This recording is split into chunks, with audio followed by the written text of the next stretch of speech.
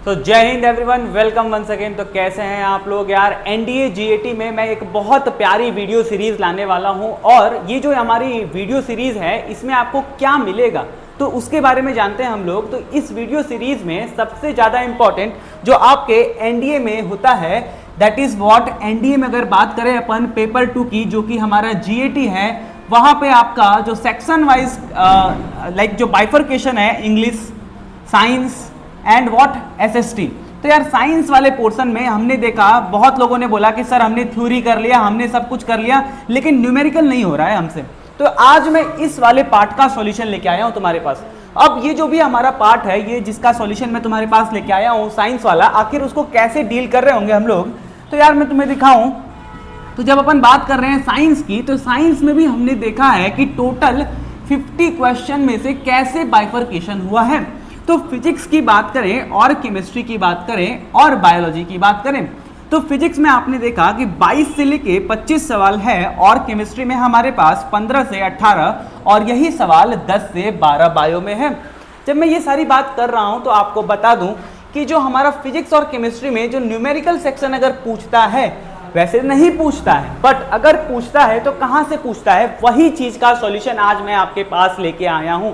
My dear friend, top 50 mechanics का question हम कर रहे होंगे और इसको करने के बाद ट्रस्ट मी गाइस, इससे बाहर या आपको इससे अलग प्रोफाइल के क्वेश्चन नहीं देखने मिलेंगे। क्वेश्चन इसी प्रोफाइल का होगा, डेटा बदला होगा, फॉर्मूला वही लगाना होगा, put the value get the answer kind of question आज मैं लेके आया हूं आपके सामने। तो मैं बात कर दूं, जब मैं यहाँ पे फिजिक्स की बात कर रहा हूं और केमिस्ट्री की बात कर रहा हूं साइंस में, तो किस टाइप के न्यूमेरिकल्स बनते हैं। माय डियर फ्रेंड, पूरे केमिस्ट्री में अगर न्यूमेरिकल बनने का कोई स्कोप है तो वो केवल और केवल मोल कॉन्सेप्ट से है। मोल कॉन्सेप्ट में एक हमारा एक्स्ट्रा टर्म है, जैसे मोल के ऊपर तो बहुत सारी बनती हैं, एक और एस्पेक्ट है वो है हमारा कंसंट्रेशन टर्म। कंसंट्रेशन टर्म में हम लोग बहुत सारी बेसिक चीज़ों को पढ़ना पड़ता है, molarity, normality, 100% mass by volume, volume by mass, बहुत ढेर सारी चीज़ें जो अपन पढ़ेंगे आने वाली वीडियो में। लेकिन आज जैसा मैं तुम्हें बोल रहा हूं कि भाई आज तुम्हें मैकेनिक्स का वन शॉट देने वाला हूं। व्हाट डज दैट मीन कि टॉप 50 क्वेश्चन भाई, मतलब सॉलिड एकदम। अब अगर मैं फिजिक्स की बात कर रहा हूं तो अब इसमें कौन कौन से चैप्टर के सवाल आने वाले हैं, आओ मैं तुम्हें पीडीएफ में ही दिखा देता हूं। जैसा तुम देख रहे होगे कि ये मेरा पहला सवाल है। अब मैं ये सवाल तुम्हें कराऊंगा, इस प्रकार का सवाल बहुत सारा हमारे पास है, मैं तुम्हें दिखाता हूं। अब देखो ये जो हमारा अगला सवाल है, ये तुम्हारा आ गया सर्कुलर मोशन का। पहला सवाल मोशन का था, अब ये सर्कुलर मोशन का आ गया। उसके बाद तुम देखो तुम्हारे पास अगेन लॉज ऑफ मोशन में जो हमारा न्यूटन का फॉर्मूला, जो फोर्स का रिजल्टेंट ऑफ फोर्स है, वहां का सवाल है। इसी तरीके से हमारे पास बहुत सारा ये law of conservation of mass का सवाल है, जैसा तुम देख सकते हो। अब ये हमारे पास एकदम मोशन का जो लॉज ऑफ मोशन में हमने जो फोर्स वाला चीज सीखा है, सवाल अगर तुम पढ़ रहे होगे तो काफी मजा आएगा यार आने वाले टाइम में। जैसे ये सारे ढेर सारे क्वेश्चन है मेरे पास, मैं तुम्हें कराऊंगा। अब ये सब हम जब कर लेंगे तो ट्रस्ट मी गाइस, बहुत ही ज्यादा नेक्स्ट लेवल का कॉन्फिडेंस आएगा तुम्हारे पास। तो अब शुरू करता हूं मैं वीडियो को कि ये वीडियो हमारे लिए कैसे बेनिफिशियल है और हमें इसको किस तरह से एडेप्ट करना है। तो my dear friend, let's begin with the very first question in our video series जो हमारे पास था, जो हमने देखा एनडीए इंपॉर्टेंट रिपीटेड पीवाईक्यू में हमारा पहला सवाल। तो मैं तुम्हें 30 सेकंड का टाइम देता हूं, वीडियो को पॉज करो, पढ़ो और ट्राई करो, फिर मैं समझाऊंगा। कर लिया ट्राई, तो अब समझते हैं। तो यार देखो, बहुत प्यार से मैं तुम्हें कहूंगा कि हमारे पास एक क्वेश्चन दिया हुआ है स्क्रीन पे, तुम उसको पढ़ो। तुमने पढ़ा, पढ़ने के बाद तुम्हें समझ में आया होगा, ठीक है। अब जब ये तुमने पढ़ लिया और तुमने क्या लिखा ये पढ़ो। A stone is thrown horizontally from top of 20 metre high building. मतलब देखो, मैं बहुत प्यार से सवाल को समझाऊंगा। एक तुम्हारे पास बिल्डिंग है जिसकी हाइट कितनी है भाई, 20 मीटर हाइट है, 20 मीटर ये ग्राउंड है। एक बिल्डिंग है जिसकी हाइट 20 मीटर है, वहां से तुमने इस स्पीड से, that is what 12 metre per second से तुमने एक पार्टिकल फेंका।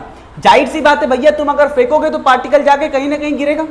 अगर तुम फेंक रहे हो कोई स्टोन है, किसी पार्टिकल को, तुम कहीं ना कहीं जाके गिरेगा।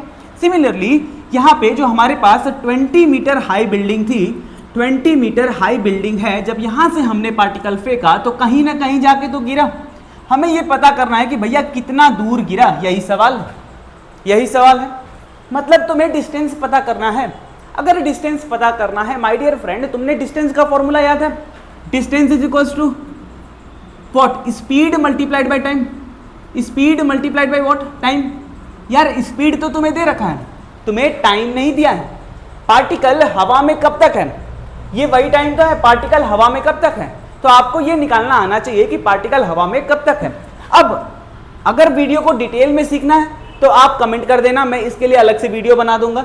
लेकिन एक फॉर्मूला होता है, मैं बता ही देता हूं भाई, अलग से क्या बताना है मैं तुम्हें बता देता हूं। वो फॉर्मूला क्या कहता है कि ये हमारे पास जो फॉर्मूला आता है, time is equals to under root 2h upon में जी। इससे अगर आपको करना है तो आप कैसे करोगे, अगर ये सवाल आपको इससे करना है तो कैसे करोगे। आपके पास हाइट दी हुई है 2 मल्टीप्लाइड बाई 20 अपॉन में जी की वैल्यू आ जाएगी 10। ये आपको दे देगा टाइम, कितना देर तक पार्टिकल हवा में था। अब इसको आप स्पीड के साथ मल्टीप्लाई कर दोगे, जो कि 12 इंटू 2 आ जाएगा वॉट 24, तो आंसर आ गया 24 मीटर। ये तो हो गया खत्म। अच्छा, क्या तुमने कभी सोचा है कि यही फॉर्मूला क्यों होता है? तो मैं तुम्हें बता दूं, अगर समझना चाहते हो कि जब अपन यहाँ पे बात कर रहे हैं पार्टिकल के पास, तो पार्टिकल के पास ux तो है लेकिन uy जीरो है, uy जीरो है। जब हम पार्टिकल को ऐसे फेंक रहे हैं तो पार्टिकल का इनिशियल वेलोसिटी इन y डायरेक्शन जीरो है। मतलब आपको बचपन में ये पढ़ाया गया था कि एक हाइट है, मतलब मान लो किसी ऑब्जेक्ट को तुम फेंक रहे हो, तो मैं बोलता हूं कि यहां से तुमने फेंका 12 मीटर पर सेकेंड के साथ, ठीक है। अब uy तुम्हारे पास जीरो है, तुम्हारे पास हाइट है, हमें टाइम पीरियड का फॉर्मूला निकालना है। तो मैं क्यों ना, और एक बात मैं तुम्हें पढ़ाया भी था अपने लॉन्ग फॉर्म वीडियो में, कि जो भी हमारे पास हाइट का और टाइम का फॉर्मूला है वो deal in what Y axis, that deal in what Y axis, और अगर रेंज की बात करें it deals in X axis. My dear friend, जब मैं यहाँ की बात कर रहा हूँ मेरे पास यू वाई जीरो है। इक्वेशन ऑफ मोशन में हमने पढ़ा है S is equals to U T plus half A T square. My dear friend, this S is what your H and this U Y is zero, मतलब ये पूरा zero हो गया। तुम्हें यही टाइम तो चाहिए, और half this is what a is what g and this t you required, so it will be what t is equals to under root 2h upon में g. This time period is equals to under root 2h upon में g. Got getting my point or not? अब जब ये तुमने derive कर लिया ये formula, तो बस मैं उन लोगों को कहूंगा जो यहाँ पे put the value get the answer कर लिए, दोनों का काम हो गया। जिसको आता है जिसको नहीं आता है दोनों का काम हो गया। बात समझ में आ रही है? तो अपन आगे चलेंगे अगली वीडियो में। सो माय डियर फ्रेंड, ये हमारे पास नया क्वेश्चन आ चुका है।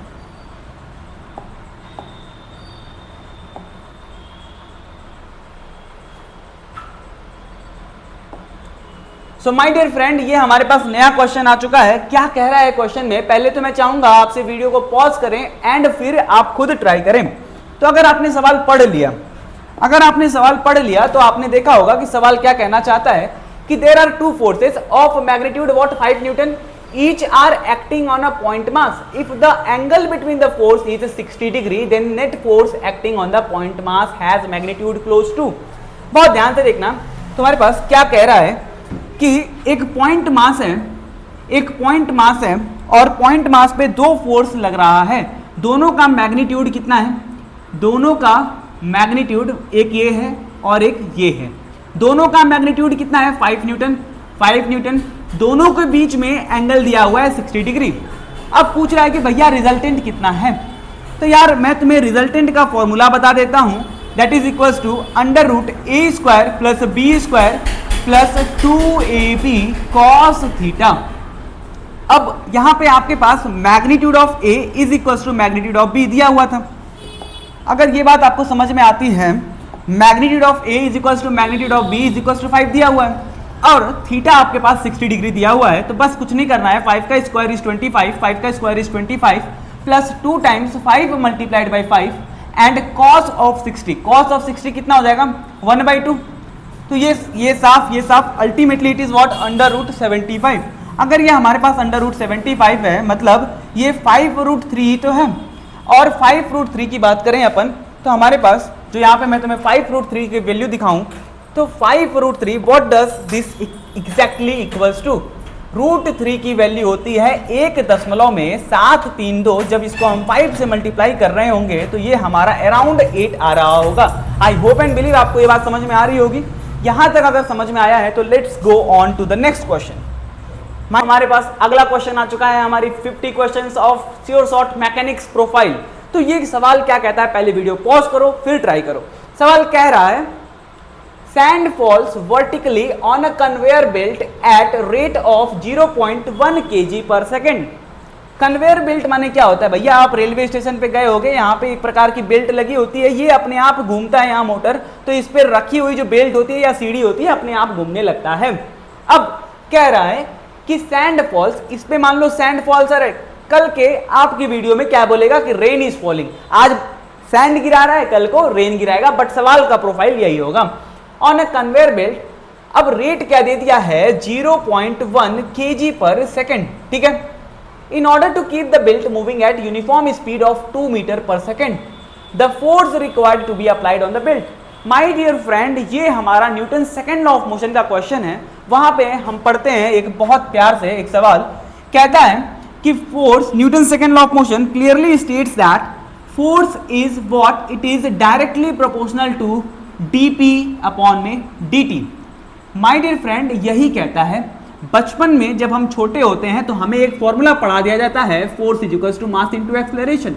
बट ये किसके लिए होता है, ये किसके लिए होता है जब हम बचपन में पढ़ते हैं, वो होता है कांस्टेंट मास के लिए। माय डियर फ्रेंड, यहाँ पे जैसा तुमने देखा कि due to rapid fall of sand हमारा मास कांस्टेंट नहीं रहता है। अब जब मास कांस्टेंट नहीं है तो अपन इसको देखते हैं ना कि आखिर ये होता क्या है। ये कि P क्या है, मोमेंटम है, mass into velocity. My dear friend, तुम्हें ये पता होगा U डॉट V का डिफरेंशिएशन क्या होता है, U dash V plus V dash U, ये बात पता है। Similarly let's rewrite this, let's rewrite. मैं यहां पे कह रहा हूं कि अगर मैं लिखूं इसको, force is equals to D mv upon में dt, तो how it will look like, F is equals to m dv upon में dt plus v dm upon में dt। ऐसा ही दिख रहा होगा। अब इसमें क्या होता है, हमारे पास दो केस बनता है। अगर मैं बात करूं, इसमें मेरे पास दो केस बनेगा। दो केस क्या क्या बन सकता है, एक केस है जब मेरे पास मास कांस्टेंट होगा, जब मेरे पास मास कांस्टेंट होगा, और एक केस होगा जब मेरे पास वेलोसिटी कांस्टेंट होगी। जिस केस में मेरे पास मास कांस्टेंट होगा उस केस में ये वाली टर्म जीरो हो रही होगी, dm अपॉन में dt। कांस्टेंट का डिफरेंशिएशन जीरो होता है। उस केस में मैं लिख सकता हूं force is equals to what, mass and dv upon में dt इज व्हाट, एक्सेलरेशन। और यही हम पढ़ते थे बचपन में कांस्टेंट मास सिस्टम के लिए। बट अभी इस वाले में जहां उसने स्पेसिफिकली मेंशन किया है फॉर यूनिफॉर्म स्पीड कि वो 2 मीटर पर सेकेंड से ही जाए, मतलब कि हमारे पास ये जो dv अपॉन में dt है वो कांस्टेंट है। मतलब क्या है माय डियर फ्रेंड, ये जो dv अपॉन में dt है वो कांस्टेंट है। अब क्या सीखना है यहाँ पे कि इसके लिए जब वेलोसिटी कांस्टेंट होगा, जब हमारे पास वेलोसिटी कांस्टेंट होगा, तब हमारे पास फोर्स का फॉर्मूला क्या होगा, तब हमारे पास फोर्स का फॉर्मूला होगा v dm अपॉन में dt। और आपको ये दिया हुआ है dm अपॉन में dt फॉर्मूले में, तो आपको समझ में आ गया कि कौन सा फॉर्मूला लगाना है। Force is equals to v dm upon में dt। तो आपको dm अपॉन में dt तो दे रखा है my dear friend, which is equals to 2, और v आपके पास दे रखा है which is equals to what, ये दे रखा है 2, और ये आपके पास दे रखा है 0.1 kg पर मीटर पर सेकेंड। तो आंसर आपको दिख रहा होगा 0.2 न्यूटन। बात समझ में आ रही होगी। तो आपके पास स्क्रीन पे एक प्यारा सा सवाल है, ये हमारे 50 टॉप प्रोफाइल है मैकेनिक्स का, जिसमें ऐसे प्रकार के सवाल आ सकते हैं। कल को आपके पास केवल और केवल न्यूमेरिकल डिजिट की वैल्यू चेंज होगी और सवाल ऐसा ही होगा। तो यार 5 सेकंड आपका ट्राई करो, फिर वीडियो को पॉज करो और देखना। Okay, let's start. पहले समझते हैं लेमन लैंग्वेज में कि क्वेश्चन कहना क्या चाहता है। क्वेश्चन कह रहा है पावर, माने पावर पूछ रहा है, power required to lift mass 8 kg up a vertical distance 4 metre in 2 second. भाई नहीं समझ में आया, हाँ नहीं समझ में आया। अब देखो यार, एक चीज मैं बताता हूं कि पावर का फॉर्मूला क्या होता है। It is what, rate of doing work. Power is what, rate of doing work. Work done क्या होता है, work done is equal to what, F dot S. अब यही F dot S magnitude of force, magnitude of displacement and cos of theta. Theta is what, angle between force and displacement. और time के साथ बस यही करना होता है, यही तो है, यही ये पावर है। पावर इज वर्क अपॉन में टाइम, तो वर्क आपको समझा दिया और टाइम से डिवाइड कर दो। अब कह रहा है क्या चाहिए, 8 kg मास। क्या करना है भाई, 8 kg मास को ऊपर उठाना है, वर्टिकल डिस्टेंस 4 मीटर, टाइम दे रखा है 2 सेकेंड, ठीक है, और जी की वैल्यू आपको 10 ये दे रखी है 10। तो ये force is equal to what, अभी सिखाया था जब मास कांस्टेंट होता है तो एम ए होता है, तो भाई एम आपको दे रखा है 8 और जी की वैल्यू आपको दे रखी है 10। ये हो गया आपकी फोर्स की वैल्यू। आपको डिस्प्लेसमेंट और कॉस ऑफ थीटा, देखो फोर्स इधर लगा रहा है और जी नीचे लग रहा है, ये जो हमारे पास जो फोर्स लग रहा है, फोर्स नीचे लग रहा है, फोर्स नीचे लग रहा है, डिस्प्लेसमेंट ऊपर हो रहा है, दोनों के बीच में एंगल cos 180 है, दैट इज cos 180 की वैल्यू -1। अब ये जो डिस्प्लेसमेंट है वो दे रखा है कितना, 4। तो आओ मैं तुम्हें दिखाता हूं एक सेकंड प्यारा सा चीज, कि जब ये बोल रहा है हमारे पास कि 4 मीटर ऊपर ले जा रहे हैं, मतलब डिस्प्लेसमेंट आपको दे दिया 4 मीटर, मतलब आप यहां पे फोर्स जो आपको फोर्स की वैल्यू कितनी निकल गई 80, 8 मल्टीप्लाइड बाई 10 और मल्टीप्लाइड बाई 4 अपॉन में 2 करो, आंसर आ जाएगा, क्योंकि cos 180 की वैल्यू -1 है। अब देखो तुम यहां से करके देखो, 2 से 4, 4 चौका 16 multiplied by 10, this will be equals to 160 watt. बात समझ में आ रही होगी। तो यार कभी एनडीए में ऐसा भी दौर था कि डायरेक्ट एनसीईआरटी के सवाल आते थे, और अभी भी वैसा ही दौर है, बट इतना आसान तो नहीं पूछता है। तो लेट्स सी कि इस आसान सवाल का जवाब आप लोग कमेंट में कितने लोग दे पाते हैं। ये एनडीए का सवाल है, आपको मैं 2 सेकंड का टाइम देता हूं, वीडियो को पॉज करो, करने के बाद कमेंट सेक्शन में लिखो कर लिया। Now let's match it. तो यार कह रहा है कि Ram records what, Ram records the odometer. भैया ये भी अपने आप में सवाल पूछा हुआ है, ओडोमीटर और स्पीडोमीटर क्या होता है। Odometer is a device which is used to measure the reading of, जो डिस्टेंस की रीडिंग होती है आपके बाइक में लगी होती है, 1 किलोमीटर, 2 किलोमीटर, 4 किलोमीटर, और एक होता है स्पीडोमीटर।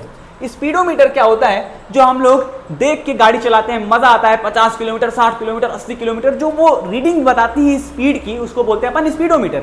अब कह रहा है कि राम रिकॉर्ड्स ओडोमीटर की रीडिंग, मतलब पहले देखा his car distance covered from 2000 से लेके 2400, ठीक है, at the end of journey. मतलब जब आदमी घर से निकल रहा है तो वहां पे रीडिंग 2000 की है, और जब डेस्टिनेशन में पहुंच गया तो रीडिंग 2400 की है।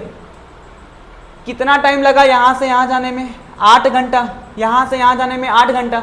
What is average speed of car, average speed of car, मैं अभी बोला था डेल्टा, मतलब दोनों में चेंज की बात करते हैं, कोई भी एवरेज की बात करोगे तो डेल्टा, मतलब फाइनल माइनस इनिशियल अपॉन में फाइनल माइनस इनिशियल। तो हमारे पास डिस्टेंस कितना आ गया, एवरेज स्पीड की बात करें तो टोटल डिस्टेंस कवर्ड कितना हो गया भैया 400, और टोटल टाइम कितना लगा 8 घंटा। याद रखना सारी चीजें एसआई यूनिट में है, इसीलिए मैं ऐसे कर पा रहा हूं, यहां पे भी किलोमीटर में है और यहां पे भी आवर में है, तो मैं ये सारी चीजें ऐसे कर पा रहा हूं। 8 से कट जाएगा, this will be what 50 kilometre per hour. मैं बहुत प्यार से कह रहा हूं, कई बार ऐसा इजी सवाल देकर बच्चों को फंसाया जाता है, क्योंकि यहाँ पे यूनिट में हमारी चेंज हो जाती है। तो हमें ध्यान रखना है कि सब कुछ एसआई यूनिट में खेलना है। विच लोग, ये स्क्रीन पे आप एक क्वेश्चन देख सकते हैं, बहुत प्यारा सा क्वेश्चन है, आपको स्क्रीन पे दिख रहा होगा। यार मैं कहूंगा तसल्ली से वीडियो पॉज करो, पढ़ो और अपना जवाब कमेंट में लिखो, फिर जब मैं बताऊंगा तो मैच करना। कर लिया आपने? Now it's my turn. एक लेमैन आदमी आता है वीडियो को पढ़ने कि सर ये सवाल में कह रहा है which one of the following statement is correct. ढेर सारे स्टेटमेंट दिए हुए हैं, उनमें से हमें पता करना है कि कौन सा सही है। My dear friend, let's see कि किसके बारे में ये लोग बात कर रहे हैं। The force of gravity of earth on moon is greater than force of gravity of moon on अर्थ। ओहो, पता नहीं भाई क्या है। Force of gravity of moon on earth is greater than force of gravity, वही मतलब वहां पे लेसर है, यहाँ पे ग्रेटर है। अब the force of gravity of earth on moon and are equal and are in same in direction. याद रखना ये भी लिखा हुआ है सेम इन डायरेक्शन, फिर यहाँ लिख रहा है अपोजिट इन डायरेक्शन। तो यार याद आ रहा है क्या, ये ग्रेविटेशन में पढ़ा हुआ है, क्लास 9 का सवाल है, एकदम प्यारा सा बेसिक सा बच्चा वाला सवाल है। क्या सीखना है हमें यहाँ पे, मैं तुम्हें दिखाता हूं, आ जाओ। हमें यहाँ पे ये बात सीखनी है कि अगर मैं तुम्हें बोल रहा हूं कि हमें यहाँ पे लॉज ऑफ ग्रेविटेशन या यूनिवर्सल लॉ ऑफ ग्रेविटेशन आना चाहिए। यूनिवर्सल लॉ ऑफ ग्रेविटेशन अगर आता है तो ये सवाल हो जाता, what that universal law of gravitation says that दो हेवनली बॉडी में या पॉइंट मास कुछ भी ले लो, बेसिकली अपन ग्रेविटेशन फोर्स पढ़ते ही हेवनली बॉडी के लिए हैं, तो दो हेवनली बॉडी के बीच में लगने वाले फोर्स के बारे में इंफॉर्मेशन देता है। ये कहता है कि force is directly proportional to product of masses between them and this force is inversely proportional to square of distance between them. Ultimately क्या निकल के आता है? अल्टीमेटली ये निकल के आता है कि जो फोर्स है वो capital G m1 m2 upon में r स्क्वायर आता है। यार ये हो गई हमारी मैथमेटिकल फॉर्मूला या एक्सप्रेशन। बट अगर समझेंगे इस फोर्स को तो ये क्या है कि अगर एक ऑब्जेक्ट यहाँ पे है, एक ऑब्जेक्ट यहाँ पे है, ये अगर m1 है और ये अगर m2 है, इन दोनों के बीच में अगर r डिस्टेंस है, याद रखना एक और पॉइंट लिख के दे रहा हूं, universal of gravitation is always attractive in nature, always attractive in nature. समझ में आ रही है ये बात? अब इन दोनों के बीच में जो डिस्टेंस r है, अपन वहां की बात करें तो अब यहाँ पे तुम क्या देख पा रहे हो माय डियर फ्रेंड, ये दोनों फोर्स अट्रैक्टिव है। और अगर मैं इसके लिए फोर्स लिखूंगा तब भी मैं यही फॉर्मूला लिखूंगा और इसके लिए लिखूंगा तब भी मैं यही लिखूंगा। तो हमारा जो ये पॉइंट कह रहा है ये काफी सही है। और देखो इन सेम डायरेक्शन, किस एंगल से ये सेम डायरेक्शन में माय डियर फ्रेंड, एक इधर है और एक इधर है, मतलब both are in what opposite direction. तो आप इसको टिक करके आओगे और यही हमारा डिफिनेशन कहता है। इससे रिलेटेड थ्योरी देखनी है तो यहाँ पे देखो अटैच करके लाया हूं सो दैट आप पढ़ोगे। क्या है?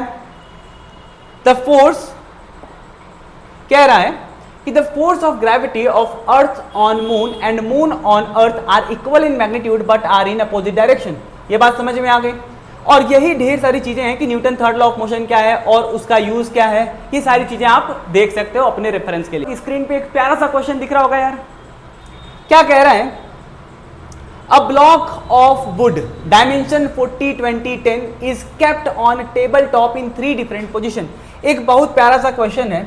मान लो ये हमारा एक बॉक्स है जिसकी डिफरेंट ओरिएंटेशन है, मतलब एक क्यूबॉइड है तो मतलब उसका एक लेंथ होगा, एक ब्रेड्थ होगा और एक उसकी हाइट होगी। यही तो होगा, length breadth and height, 3 dimension होगा। कह रहा है कि भैया इसी बॉक्स को मैं तुम्हें अगर दिखाऊं, इसी बॉक्स को अपन, हमारे पास अभी कुछ कीबोर्ड दिख नहीं रहा है, मान के चलो ये रिमोट ही है मेरे पास, तो मैं इस रिमोट को दिखाऊं कि हमारे पास इसको 3 ओरिएंटेशन में रखा है। एक बार ये इसका बेस है, एक बार ये इसका बेस है और एक बार ये इसका बेस है। तो पूछ रहा है कि ब्लॉक ऑफ वुड, एक लकड़ी का डिब्बा है जिसका डायमेंशन आपको दिया हुआ है, इसको 3 डिफरेंट ओरिएंटेशन में रखा गया, 3 डिफरेंट ओरिएंटेशन में रखा हुआ है। एक बार 20 × 10 वाला बेस है, मतलब बेस एरिया आपके पास एक बार क्या है 20 × 10, एक बार बेस एरिया आपके पास 10 × 40 है, एक बार बेस एरिया आपके पास 40 × क्या है 20 है, 3 है। The pressure exerted by the wooden block on table top in this, ये क्या हो गया आपका PA, ये हो गया PB और ये हो गया PC। ठीक है, अब प्रेशर फॉलोज द ट्रेंड कैसा होगा माय डियर फ्रेंड, एक बार रिकॉल कराता हूं यार प्रेशर होता क्या। Pressure is equals to force upon में area. My dear friend mark my word, force आदमी इस तरह लगाए या इस तरह लगाए या इस तरह लगाए, force is equals to mg, mass तो बराबर है और g सबके लिए बराबर है, मतलब ये वाला तो खत्म है या इस केस में। तो अब हमें क्या होगा, force is what inversely proportional to area, मतलब एरिया जितना ज्यादा प्रेशर उतना, pressure is equals to inversely proportional आ गया, मतलब ये जितना ज्यादा होगा ये इतना कम होगा, मतलब एरिया सबसे ज्यादा इसका है PC का, तो PC सबसे कम होगा, PC सबसे कम होगा भाई, PC सबसे कम होगा। उसके बाद कितना है 800, 400 और 200, मतलब PA सबसे ज्यादा, फिर PB और फिर PC। बात समझ में आ भी रही है? अगर समझ में आया हो तो यहाँ पे आप ऑप्शन मैच कर लो और अपने हिसाब से राइट आंसर टिक करो। स्क्रीन पे एक प्यारा सा क्वेश्चन दिख रहा है यार, ट्राई करो इसको, मजा आ जाएगा। क्वेश्चन क्या कह रहा है, the mass of 2 planet are in the ratio 1:7 and ratio between their diameters is 2:1, the ratio of force which they exert on each other. भैया एक बच्चा आया कलम उठा के पूरा लिख रहा है, भैया force is equals to what, capital G m1 m2 upon में r स्क्वायर, m ये है वो है, डिस्टेंस ये है। माय डियर फ्रेंड अभी कुछ देर पहले अपन ने एक सवाल सॉल्व किया था जिसमें हमने पढ़ा था यूनिवर्सल लॉ ऑफ ग्रेविटेशन।